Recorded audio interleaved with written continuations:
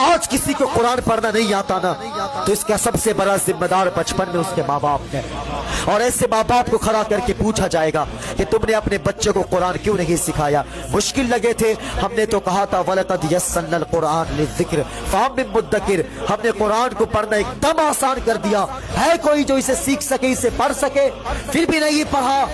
ایسے ماں باپ کو جواب دہی کرنی پڑے گی۔ ہم نے بہت بڑی غلطی کیا ہے صاحب، ہم نے کہا مولانا ہمارے بچے کو بھی آدھا گھنٹہ قرآن پڑھاؤ، اور کل ہو کر کے 35 منٹ دیر ہو جائے، ہم فون کر کے کہتے ہیں مولانا بچے گھر نہیں آئے ہیں، 5 منٹ دیر ہو گئی ہے، کہو کیا بات ہے؟ اللہ اکبر کہتے 5 منٹ اسکول کے لیے دیر ہو گئے ہیں، اور تمہیں غیرت آنی چاہیے، تجھے شرم آنی چاہیے، 16 گھنٹے تجھے کتا بلی سکھایا ہے، لیکن قرآن کے لیے صرف آدھا گھنٹہ دیا ہے۔ میں کسی تعلیم کے مخالف نہیں ہوں، میں دعا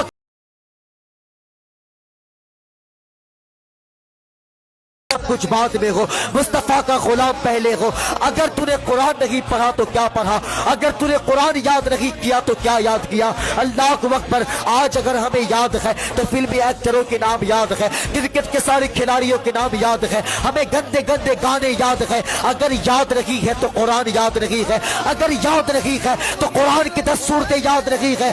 اللہ اکبر، جوانوں مجھے دل پر ہاتھ رکھ کر کے بتانا، اگر تم قبر میں جاؤ کہ مصطفیٰ نے پوچھ دیا بتا قرآن پڑھا تھا کہ نہیں پڑھا تھا، تو کون سے شکل لے کر کے جاؤ گے مصطفیٰ کے ساتھ؟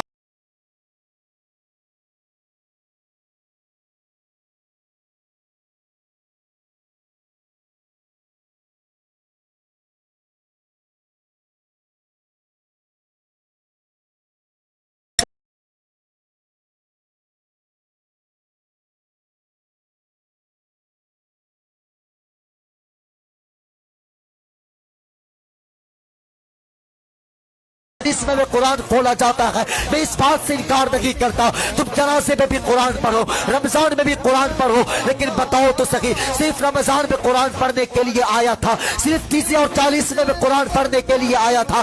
نہیں میرے بھائی، یہ تو سلیقہ زندگی بتانے کے لیے آیا تھا، یہ تو طریقہ زندگی بتانے کے لیے آیا تھا۔ اس قرآن کو بھی تم نے کھول کر کے نہیں دیکھا ہے۔ اللہ اکبر، گھروں میں تلاوت قرآن کو عام کر دو، تعویذوں کی ضرورت نہیں پڑے گی۔ خدا کی قسم، ادھر قرآن پڑھا جائے گا، ادھر تیرے گھر میں خدا کا کرم ہو جائے گا۔